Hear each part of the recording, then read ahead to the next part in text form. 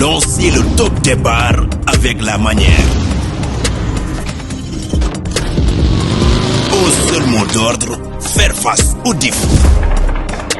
Un mental de gagnant pour célébrer la victoire, notre victoire à nous. Bougeons ensemble pour notre santé.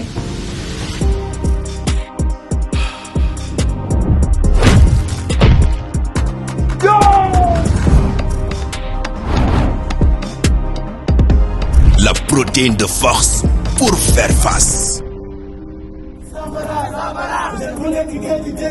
Les 5, 6, 7 juillet à la place du souvenir de Dakar. Festival Eric Favre Sport et Santé. C'est le premier footballeur sénégalais qui a évolué en Liga. C'est le premier footballeur sénégalais qui a évolué du côté de l'Atlético Madrid et du Real Madrid. Il s'appelle Limamou Meng Diop, que nous avons le plaisir d'accueillir sur Eric Favre TV. Mais qui nous accueille dans sa maison, c'est avec un très grand plaisir. Après sa carrière de footballeur professionnel, il a réussi sa reconversion. Limamou, que nous avons le plaisir d'entretenir en tout cas une belle discussion sur Eric Favre. Limamou, bonjour et bienvenue sur Eric Favre TV. Bonjour Mohamed, avant tout je vous remercie pour m'avoir donné cette opportunité de pouvoir participer à cette interview à ma modeste personne. Effectivement, Limamou, donc quand je dis Limamou Meng Diop, certains Sénégalais le savent, ceux qui sont nés avant les années 2000, d'autres ne le connaissent pas parce qu'il y a une nouvelle génération qui arrive. Mais Limamou Meng Diop, ancien footballeur professionnel, ancien joueur qui a évolué, qui a fait sa carrière pratiquement en Espagne, notamment qui a évolué du côté de l'Atlético Madrid et du Real Madrid. Aujourd'hui, Limamou, comment vous avez débuté votre carrière de footballeur et en quelle année? Non, moi avant tout, j'ai débuté ma carrière comme footballeur depuis avec Asdiat, qui était notre entraîneur au Djellaf de Dakar. Donc j'étais avec Siredia. J'avais 10 ou 12 ans avec Siredia, on a grandi ensemble. Donc en 1990, j'ai été sélectionné par l'équipe nationale cadet. J'étais le plus jeune, en compagnie de Fomba, Cheikh Sarr, Ndemsial Cheikh Sarr, Abdou Khadri Diaw et René Vincent Gomis. Cette génération-là, Fomba qui est actuel entraîneur de la sélection de Sourd-Mouillé. Donc en 1995, je me suis parti en Espagne, pour médiation de ma famille qui m'a amené en Espagne pour faire des tests à l'Atlético de Madrid. Donc c'est là où ça a commencé ma carrière comme footballeur. Comme footballeur. Vous avez réussi des tests, votre premier test d'ailleurs, à l'Atlético Madrid, c'était en 1995. Et c'est parti pour une formation avec l'Atlético Madrid. Oui, c'est là où ça a commencé tout avec l'Atlético Madrid. Donc j'avais eu la chance aussi de pouvoir gérer la situation, parce que j'étais à presque 6000 km d'Espagne et Sénégal. Ça a été très dur. Donc c'est là où j'ai commencé, parce que je ne parlais pas bien l'espagnol. Oui. Donc c'est là où j'ai commencé. J'ai eu la chance de démarrer. Et après, à 96, j'ai passé par Junior. En 97 aussi. Et j'avais eu la chance aussi de marquer 37 buts par saison. Donc on avait disputé beaucoup de matchs, comme je l'ai dit. Ici, si tu es en centre de formation, par exemple, en Europe, tu es par exemple à Manchester ou à Real de Madrid ou à Atlético Madrid, à Barcelone, etc., à Bayern, tu as eu la chance de voyager partout dans le monde. Et puis on jouait souvent ensemble contre le Real de Madrid, contre le Barça, contre d'autres équipes d'Europe. On a fait des tournois en Suisse, aux États-Unis, partout dans le monde. Donc c'est là où M. Vicente Del Bosque, qui était le directeur technique du Real de Madrid, à ce moment-là, il y avait John Benjamin Tossa, qui était un entraîneur de première équipe du Real. Mais le directeur technique, c'était Pirri, mais le premier directeur, c'était Vicente Del Bosque. C'est là où ils ont commencé à me suivre, quoi. Justement, avant même de parler du Real Madrid et Del Bosque, on va parler un peu de l'Atlético Madrid. C'est un club qui vous a quand même marqué. Vous avez fait les différentes catégories cadets, juniors. Et qu'est-ce qui était votre particularité? Certes, vous étiez un attaquant, vous marquez des buts comme vous l'avez dit, mais qu'est-ce qui a été votre particularité? Comme je l'ai dit avant, quand je me suis venu là-bas, j'ai commencé là, je faisais sport-études. C'est pour cela, 25 ans après, je domine mieux l'espagnol que le français. C'est normal. Donc quand je me suis démarré là-bas, j'ai vu, l'Atlético Madrid, j'avais un problème personnel avec le club, parce qu'il ne me traitait pas bien, quoi. J'étais un peu... Après ça, c'est durant votre formation ou après la formation? Non, durant moi, parce que tu sais, il y a des joueurs qui l'Atlético Madrid a monté en première division, qui avaient seulement 17 ans. Ils ne marquaient pas beaucoup de buts comme moi quand j'étais cadet junior. Fernando Torres ne dépassait pas plus de 17 buts. Moi, j'ai marqué 37 buts par saison. Donc, et j'ai fait là-bas plus de 5 ans dans le centre de formation. Donc, c'est là où ça a commencé. Je ne le voyais pas que c'est pas bien. C'est là où je commence à me décourager parce que je vois qu'on subit des jeunes qui marquent 17 buts à la fin de saison et moi j'ai marqué 37 buts et il n'y avait pas de récompense envers ma personne. Il n'y avait pas de récompense. Non. À l'époque, vous étiez à l'Atlético Madrid avec quel joueur? Les Ferran Torres, c'est ça? Non, moi quand j'étais cadet junior, Fernando Torres était déjà minime, Benjamin minime. Fernando Torres et l'autre là, et Coquet et Gabi. Oui. Il était parfois, mais quand j'étais je me suis revenu. Après du Real, je suis revenu à l'Atlético Madrid comme senior. Après des décisions judiciaires. Quand je me suis retourné, j'étais l'entraîneur en même temps de Fernando Torres. Parce que parfois, le club nous exige de descendre dans la petite catégorie pour entraîner les gosses. Donc Fernando Torres était en cadet? Non, quand j'étais au centre de formation, junior, Fernando Torres était en minime, entre Benjamin et minime. Benjamin et minime. Après, quand vous étiez en senior, Torres était en cadet et junior. Parfois, c'est nous qui les entraînons. Parce que nous, quand nous étions cadet et junior, Diego Pablo Simone est l'actuel entraîneur de l'Atlético Madrid, c'est lui qui nous entraînait de temps en temps. Moi, j'étais cadet et junior. Là, vous avez avec moi la photo de l'Imam Meng Diop. C'était un tournoi en Suisse. Tournoi en Suisse avec l'Atlético Madrid. Ça, c'est avec l'Atlético Madrid. Derrière vous, c'est qui? Et lui, c'est José et lui, c'est Alain. Alain. Ouais. Donc, des anciens joueurs aussi. Des anciens joueurs aussi. Du centre de formation de l'Atlético Madrid. OK. Donc, l'Atlético Madrid, c'est un centre ou bien c'est un club donc, qui vous a marqué. Est-ce que vous avez d'autres souvenirs Oui, exactement. en image du club? Là, tu vois, je suis avec Maximiliano, c'est un Brésilien. Oui, Maximiliano. Maximiliano, c'est un Brésilien qui avait venu, mais il était aussi au centre de formation. Au centre de formation de l'Atlético Madrid. Donc, ce que vous voyez là... Là, on va vous sortir les archives. Hein? Oui. Ce que vous voyez là, c'est avec mon grand frère et moi. Oui. C'est un membre de famille avec moi. Ça, je vais revenir sur cet épisode. C'est ici qu'on allait à l'audience nationale. Oui. Lui, c'est le directeur technique de l'Atlético Madrid. De l'Atlético Madrid. Quand on était en procès avec le Real et l'Atlético Madrid. D'accord, ça, je vais y revenir. Okay. Donc, ça, pour le moment, ce sont les images du centre de formation de l'Atlético Madrid. Maintenant, vous avez quitté le centre de formation de l'Atlético Madrid pour rejoindre le Real. Le Real, exactement. Comment ça s'est passé? Bon, mon ménagère avait contacté il a reçu un appel du Real de Madrid pour lui demander ma situation en club. Del Bosque. Del Bosque. Ça fait des années qu'il me suivait depuis que j'avais 15 ans à l'Atlético Madrid cadet. Donc mon ménagère l'a expliqué. Pour le Real a dit... À l'époque, vous avez des difficultés, des problèmes personnels avec l'Atlético Madrid? Avec l'Atlético Madrid. Parce que je ne percevais pas beaucoup d'argent, je ne percevais rien de l'argent. Donc j'ai resté là-bas plus de 5 ans sans pouvoir d'avoir même un billet d'avion pour venir visiter ma famille. Donc le football, ça fait 20 ans derrière et actuellement c'est totalement différent. Donc on avait eu une réunion au Santiago Bernabéu avec M. Vicente Del Bosque et mon ménageur. Donc Vicente Del Bosque lui a fait savoir que si vous m'amenez la carte liberté de l'Imamou, moi je vais le faire signer en première division comme professionnel au Real de Madrid. Parce qu'on le connaît déjà, ça fait des années qu'on est en train de le suivre. Ensuite?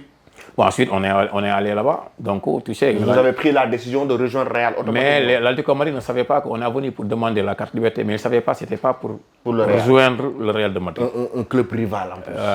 Un club rival. Donc, on a proposé qu'il nous fait une offre pour que je puisse passer comme professionnel. Donc, ils ont un peu refusé. On a demandé la carte liberté. Ils nous ont donné. Après, vous êtes parti au Real? On est parti au Real. Le Real m'a fait signer comme professionnel. C'est là où j'ai signé mon premier contrat professionnel au Real de Madrid. Donc, ton premier contrat professionnel, tu l'as signé au Real Madrid? C'était en quelle année? C'était en 99. 1999. Tu deviens un footballeur professionnel. Officiellement. Du Real Madrid. À l'époque, tu as trouvé quel jour au Real Madrid? Non, mais c'était la crème. C'était un moment inolvidable. Parce que tu entres dans un vestiaire comme le Real de Madrid.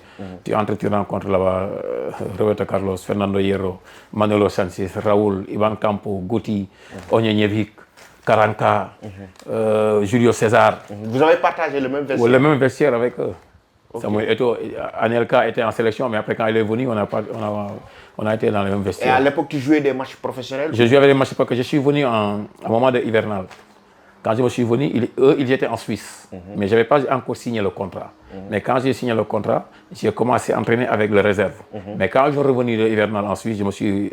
Tu as rejoint l'équipe première? L'équipe première, entraîné avec eux. Ok. Même tous les matchs amicaux que je partais, j'ai joué avec des matchs amicaux, hivernal avec eux. Eto'o était dans les bancs, moi j'ai débuté. Ok. Donc, vous avez partagé ce même vestiaire avec Samuel Eto'o, Nicolas Anelka, Guti, etc. Maintenant, après ce scénario du Real Madrid, qu'est-ce qui s'est passé? Parce qu'il paraît qu'à l'époque, il y avait un conflit entre le Real. L'Atlético n'avait pas aimé, en tout cas, le fait que vous partez librement signer au Real Madrid. C'est ça. Donc, ce qu'il a fait l'Atlético Madrid, quand j'étais au courant que Que tu as rejoint le Real. j'ai rejoint le Real de Madrid, ils ont brandi un droit de formation. Parce que là-bas, c'est une loi de la FIFA. Si j'ai été formé par l'Atlético Madrid à 5 ans, c'est normal aussi qu'ils brandissent Ils doivent avoir une prime de formation. une prime de formation. Oui. Mais il y a d'autres choses qui sont derrière, que nous ne le savions pas. Parce que quand j'étais à l'Atlético Madrid en 1997, le président de l'Atlético Madrid, Miguel Ángel Gil, avait fait un contrat. Moi, j'ai parti en Espagne pour faire des tests. C'est là où j'ai intégré l'Atlético Madrid. Ce n'est pas l'Atlético Madrid qui est venu au Sénégal me chercher. Donc, quand ils ont vu que je suis un joueur talentueux, ils ont créé un contrat. Par exemple, tu es le président du club. Le club a son argent, toi aussi, ton argent et l'argent du club, c'est diamétralement opposé. Donc, le président Miguel Ángel Gil a fait un contrat. Dire que c'est lui qui est allé chercher au Sénégal et a payé pour moi 290 millions. Et il l'a pris dans l'argent du club. C'est le juge qui a découvert toute cette histoire. Toute cette histoire. Ici, on dit la juez suplente Teresa está aquí.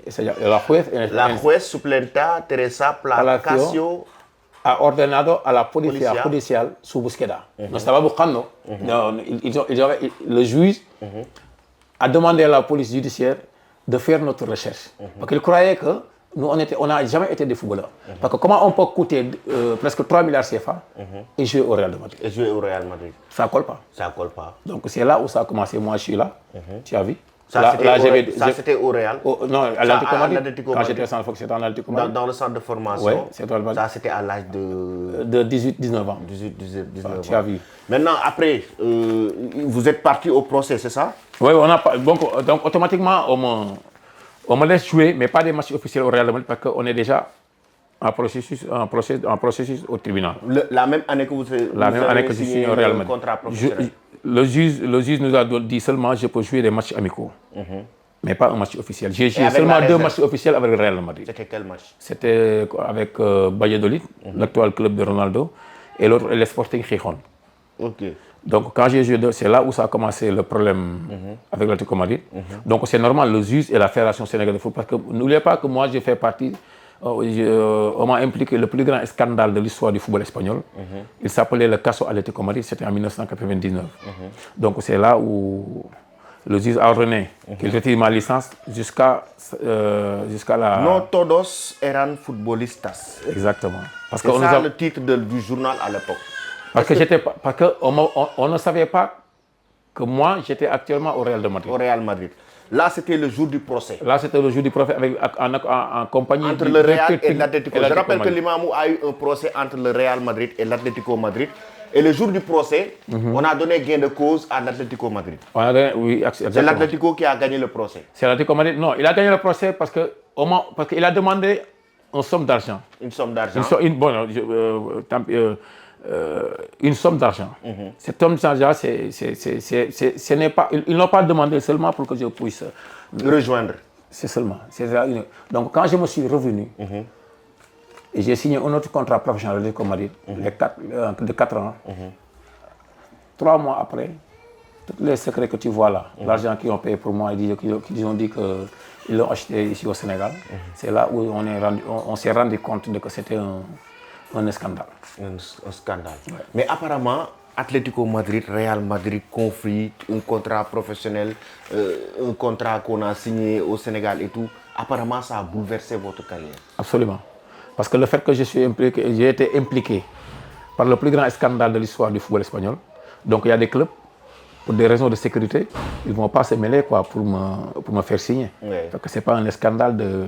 Après, les clubs, après ce scénario, vous avez signé un contrat de 4 ans à l'Atlético Madrid. Ouais. Après ce contrat de 4 ans à l'Atlético Madrid, donc votre carrière, vous l'avez poursuivi à l'Atlético. Bon, après, j'ai joué au Algeciras. Oui. Après, j'ai joué beaucoup de clubs. J'ai joué aussi ici, c'est l'Algeciras. J'ai joué aussi en Badajoz, Oui. ici. Badajoz. Ça, c'était vers les années 1990. Vers les 2001-2002. Ouais. J'ai joué en Badajoz aussi. Ici, c'est l'équipe aussi de Badajoz. C'était en Coupe d'Espagne. Coupe d'Espagne. C'était en 2001. Vous étiez en tente comme En ça. 2003, 2000, ouais. C'était en tête, c'est moi qui étais là. Donc, j'ai joué beaucoup de clubs espagnols après. clubs espagnols. Mais si ce n'était pas... Si ce n'était pas ce procès, en tout cas, Ce procès-là. avec le Real et l'Atlético, aujourd'hui, l'Imamou serait, par exemple, serait un joueur qui a fait, par exemple, 3 ans, 4 ans dans le vestiaire du Real Madrid. Du Real de Madrid. Un joueur professionnel qui aurait fait peut-être 5 ans dans le vestiaire de l'Atlético Madrid. Atlético Madrid. Si ce n'était pas ce procès. Donc ce procès a carrément handicapé à un moment donné votre carrière de footballeur. Absolument. Mais Mais vous bon, avez poursuivi malgré ça en Espagne. il ne faut pas oublier aussi, modestie à part, je suis le premier Sénégalais à avoir joué en Liga comme footballeur professionnel. Oui. Je suis le premier professionnel à avoir porté le maillot de l'Atlético Madrid et du Real de Madrid. Et du Real Madrid. Modestie à part. Voilà. Donc, c'est pas facile aussi. Des années 95, les Sénégalais n'avaient pas beaucoup là-bas. Cette opportunité. C'était très compliqué. Et à l'époque, tu n'avais pas aussi l'opportunité de rejoindre l'équipe nationale A du Sénégal? Bon, à l'époque, c'était pas comme maintenant. Quand nous étions des footballeurs professionnels des années 2000, les réseaux sociaux et les chaînes de télévision, c'était pas comme maintenant. Parce qu'actuellement, maintenant, avec les chaînes de télévision, avant, il y avait seulement la RTS. Oui. Ils divisaient seulement les révisions des matchs du championnat première division de la France. Quoi. Oui. Et ensuite, après l'Espagne, vous avez continué votre carrière, c'est ça? Ouais, j'ai compris encore. Mais après, bon, c'est pas comme tu joues, mais mentalement, c'est Mais on dirait que vous avez arrêté trop jeune. Ouais, c'est ça. À quel âge? Bon, je me suis arrêté en 2010. En 2010. En 2010. À l'époque, vous aviez quel âge? Bon, en 2010, Pas 40 ans. non, j'avais 35 ans. 35 30 ans, 35 ans. Donc, c'était avec quel club? J'ai terminé avec la Carolina Jaén, Ouais. un club de Jaén, quoi. De Jaén, en Mais Espagne. aussi, j'ai joué en Dubaï 6 mois. J'ai joué en Dubaï, un club là-bas de division, de D2, en 6 mois. Et après ça, donc, après cette carrière hein, qui aurait pu être une très, très, très grande carrière. Absolument. Avec l'Atlético, surtout Real, 2 grands clubs où vous avez démarré. Malheureusement, vous avez des regrets. À l'époque, si vous aviez peut-être un bon staff, peut-être un très bon agent à vos côtés, peut-être que votre carrière serait plus belle. Vous ne pensez pas? Non, je ne pense pas. Tu sais pourquoi? Il ne faut pas oublier que le président de Madrid fait partie des gens les plus riches en Espagne et en Europe. Donc tu peux avoir un bon agent, mais ils peuvent venir lui offrir une somme colossale pour qu'il puisse faire ce qu'ils veulent. Ok, Donc ils l'ont toujours fait, ils ont en train de le faire aussi. de le faire. De le faire avec d'autres joueurs que moi je connais. Ouais. Parce que toi, tu vois, avec il y a des centres là, des centres qui sont là. Par exemple, tu vas voir un gosse qui joue en U17 ou U20. Il y a des clubs qui s'intéressent pour lui, mais quand ils peuvent venir, sans parler avec le ménager, ils peuvent aller vers le parent directement, ils lui donnent 100 millions, 150 millions pour qu'il puisse signer un contrat de tuteur légal et c'est fini. Hein. Effectivement. Et après tout ça, tout cet épisode, vous avez fait votre reconversion dans le football. Notamment, vous êtes venu au Sénégal, vous avez mis en place une école de football ou une académie qui s'appelle Del Bosque. Pourquoi le nom de Del Bosque? Bon, j'avais mis un projet avant de terminer ma carrière comme footballeur professionnel. J'avais l'intention et j'avais l'idée aussi de créer quelque chose dès que je me retourne définitivement au Sénégal. Donc j'avais tous les plans, j'avais tout le projet.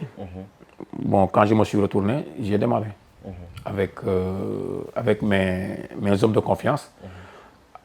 De fur et à mesure, il y a un jour, j'ai appelé Vicente Del Bosque et je lui ai expliqué le projet. Je lui ai dit que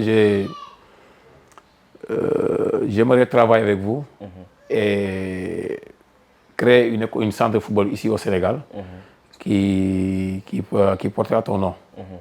Et il m'a dit qu'il n'y aura aucun problème. Moi, je vais te soutenir dans tous les sens pour que vous puissiez développer ce projet. C'est là où c'est commencé. Et vous l'avez installé en banlieue dakaroise, donc pour recruter des jeunes. Et comment ça se passe ça Bon, j'ai démarré ici au Parcelles Assainies. J'ai démarré en 2011, 2011-2012. Donc, bon, c'est totalement gratuit. Hein. Il y a ici le centre Del Bosque, donc c'est totalement gratuit. Donc, j'ai démarré dans les banlieues d'essayer de recruter aussi des talibés. J'ai recruté des talibés et je les fais sortir de la rue. Il y a un gars il y a un talibé qui a son bac l'année passée, il y a un autre qui va faire son bac cette année. Cette année. Et vous... Ça s'appelle Alun Sall et l'autre. Et l'autre. Et vous vous trouvez très bien donc avec cette académie. Et là, aujourd'hui, par rapport à cette reconversion, vous pensez que c'est une belle... c'est une belle chose, en tout cas, de retourner dans le football, de continuer dans le football. Bon, c'est normal. Parce que moi, la seule chose que je sais faire, à part autre chose, moi, j'aime le football. Le football, c'est mon hobby. Ouais. C'est mon hobby, comment on dirait. Donc, comme je dis, je domine mieux l'espagnol que le français parce que j'ai fait là-bas plus de 25 ans, c'est normal. Oui. Donc, l'accent ne me répond pas. Mais le football, je ne peux pas vivre sans le football. C'est pour cela, c'est un grand plaisir de ma part de pouvoir continuer ce métier-là. Comme on disait, à part ça, je suis un professionnel dans ce métier aussi. Donc, je ne suis pas un amateur, Dieu merci. Je suis un professionnel et personne n'a le monopole du savoir. Mais j'ai découvert beaucoup de choses, j'ai beaucoup d'expérience sur ça. Donc, je vais continuer sur cette dynamique-là, d'essayer de participer pour le développement, non seulement du football des Parcelles Assainies, mais pour le développement aussi du Sénégal. Du Sénégal. Et par rapport aux anciens professionnels aujourd'hui, notamment sénégalais, donc aujourd'hui, leur situation et tout, vous avez une idée par rapport à ça? Oui, mais moi je connais autant d'anciens footballeurs professionnels qui sont retournés définitivement au Bercail. Donc peut-être ils n'ont pas eu la chance que j'ai eue. Moi j'ai eu la chance d'obtenir la nationalité espagnole, je peux voyager quand je veux.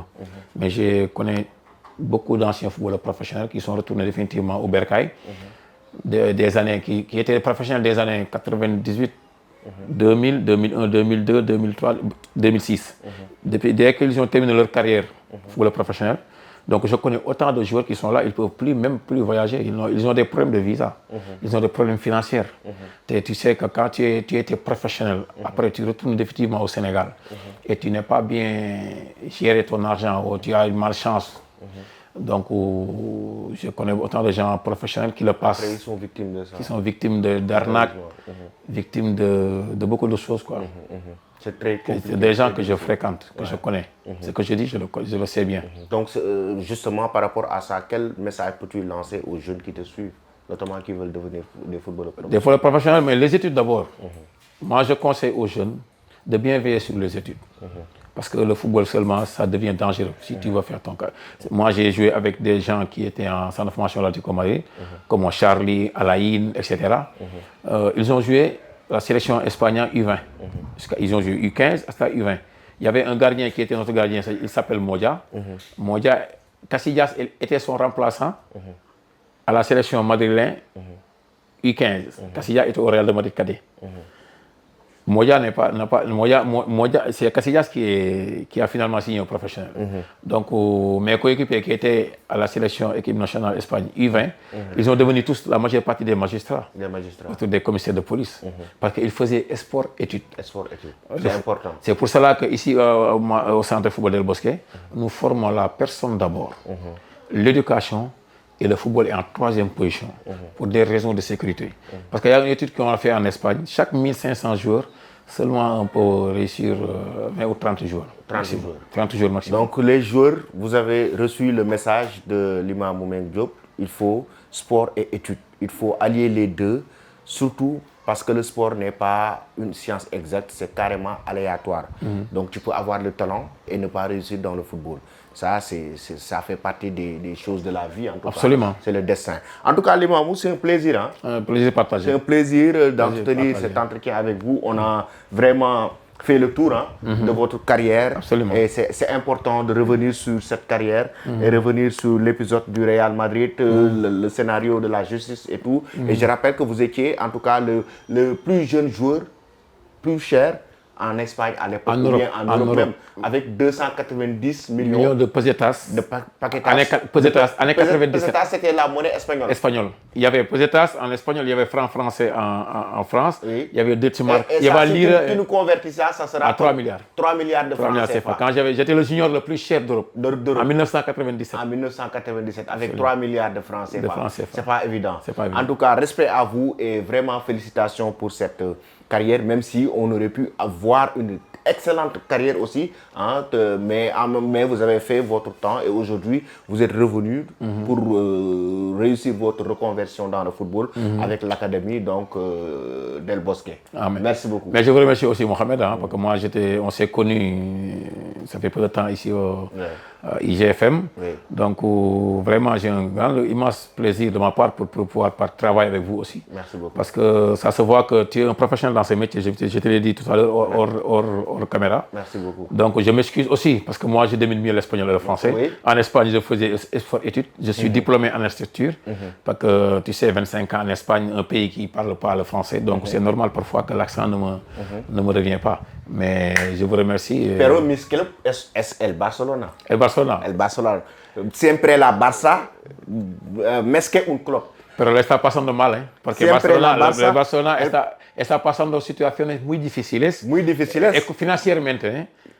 Y tiene que empezar ya a mover ya, porque no pueden seguir así más de 4 años. Sí, si siguen así 4 años, se van abajo. Sí, pero el Barcelona es un institucional del fútbol. Eso está claro. Es un El fútbol tiki-taka, fútbol. ahí se ha empezado en el Barcelona. El fútbol tiki-taka. Es por el Barcelona. Exactamente, exactamente. Y toda la gente que sube esta como on dit vidéo en espagnol, esta emisión, es un en este reportaje, es un contento. Tu habla a Limamou, un futbolista, ex-futbolista que evoluía en el Atlético Madrid y el Real Madrid. Donc, viva la España, viva el fútbol, viva Senegalés. Gracias, hermano. Gracias. Gracias.